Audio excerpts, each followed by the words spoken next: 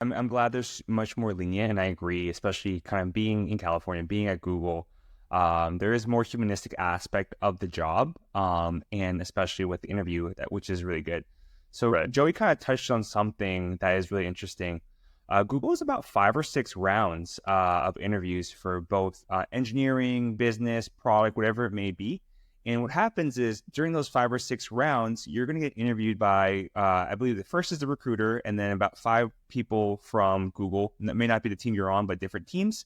And then they'll basically judge you on whether or not you get the role, right? You could be, I believe it's like during interviews, like strong hire, strong no hire. Right. And if you get all 5 strong hires, you're instantly kind of pushed into a hiring. You're Right. instantly hired. But if you get around 3 or 4 strong hires, you still have to go to a hiring committee. And that is where a lot of Googlers will just basically kind of debate your profile, whether or not they think you're a good fit. And if they pass you on, you'll get hired. So that's kind of where it was there with how Google works. Joey, can you talk about the technical interview process? I know the first interview, right? Because we've interviewed Google recruiters before. And Yep. the first round is just usually with the recruiter. They just want to make sure you're a cool person, make sure you know what you're Yep. talking about. And Yep. then the next few rounds are technical. Can you talk Yes. about the technical interview process? Did you get to pick what language you got to code in? How was it like doing it remote? Sure. Yeah. So, let me think here. So like I mentioned, everything's remote.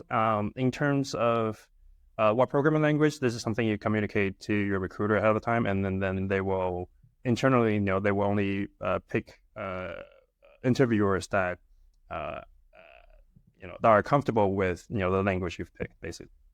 Um, yeah. So for me, I picked Python. Good language. Yeah, it's like very, it's good for interviewing. Yeah.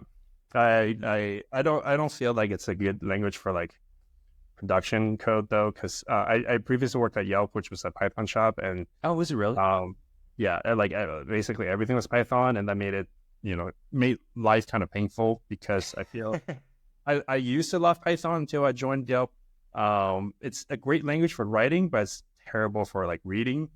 Mhm. And then I went to join Google, and then in my first team, I had to like basically relearn Java, but like it's great for like reading and then knowing what's going on Mhm. because everything's like very explicit. But man, is it painful to write?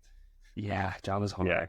Probably yeah, that's a lot more straightforward. It could right. So let me think here. Yeah, so for the technical phone interviews, most of them are like I said, four of them were coding. So they usually give you like a warm up problem. You solve that, and then they sometimes build on it to make it more difficult, or sometimes they ask you a different problem altogether. So usually you expect like one small problem and then one like real problem, so to speak. Yeah. Um, for and I interviewed for sort of for like a junior mid level loop. Mhm. Um, but for I believe for like if you're interviewing higher level positions, if you have more years of experience, they will usually throw in one or two system design rounds in there. Oh, system design. I didn't have to do that. In terms of the actual coding interviews, it was like I mentioned, virtual.